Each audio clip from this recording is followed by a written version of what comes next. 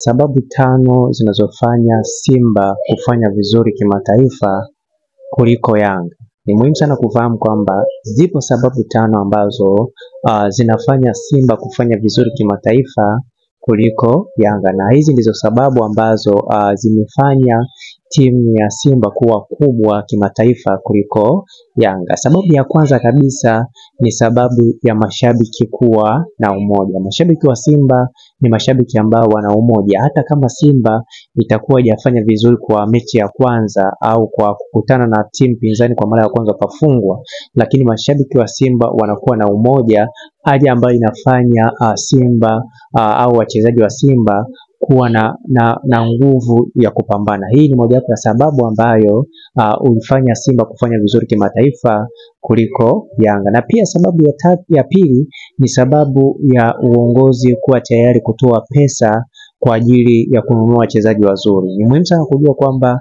Simba katika swala la kununua wachezaji wazuri sio wabaili. Kwa hiyo hii ni mojawapo ya sababu ambayo inafanya Simba kufanya vizuri kuliko Yanga, kwa sababu yani uongozi wa Simba unatoa pesa kununua wachezaji ambao ni wa viwango vya juu. Kwa hiyo hii ni mojawapo ya sababu ambayo huwa inafanya Simba kufanya vizuri kuliko Yanga kimataifa. Na pia sababu ya tatu ni sababu ya wachezaji kufanya mazoezi ipasavyo. Ni vizuri zaidi kutambua kwamba hii pia ni mojawapo ya sababu ya Simba kufanya vizuri kimataifa kuliko Yanga, kutokana na wachezaji kufanya mazoezi ipasavyo. Kwa sababu kuna kufanya mazoezi kwa sababu ya mradi, lakini kutokana na Simba na mpangilio wake ni kwamba wachezaji wanafanya mazoezi kwa utaratibu ambao unafaa. Kwa hiyo hii pia ni mojawapo ya sababu ambayo inafanya Simba kufanya vizuri kimataifa.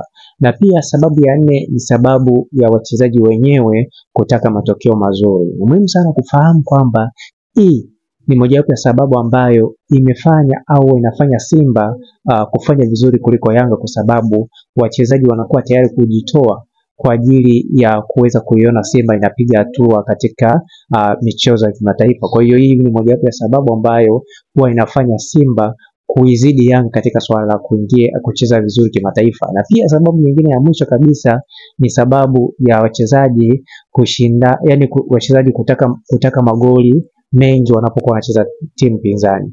Ni muhimu sana kufahamu kwamba wachezaji wa Simba huwa wana kiu cha kufunga, hali ambayo inafanya Simba kufanya vizuri kimataifa kuliko Yanga. Na kama unataka kuwa shahidi, angalia mpira wa jana ambao ulifanya matokeo kubadilishwa ubaoni. Kwa hiyo ni muhimu sana kufahamu kwamba hii ni mojawapo ya sababu kubwa sana ambayo inafanya kuwepo na utofauti kati ya Simba na Yanga katika swala la kimataifa, na Simba inaizidi Yanga kwa sababu hizi 5 ambazo nimeweza kuzitaja katika swala la kimataifa. Kwa hiyo ni vyema zaidi kutambua hilo. Kama unahitaji kuweza kufahamu sababu mbalimbali pamoja na mambo ambayo yanahusiana na Simba pamoja na Yanga, hakikisha unanifollow ili uweze kufahamu mambo mbalimbali. Naitwa Isaac.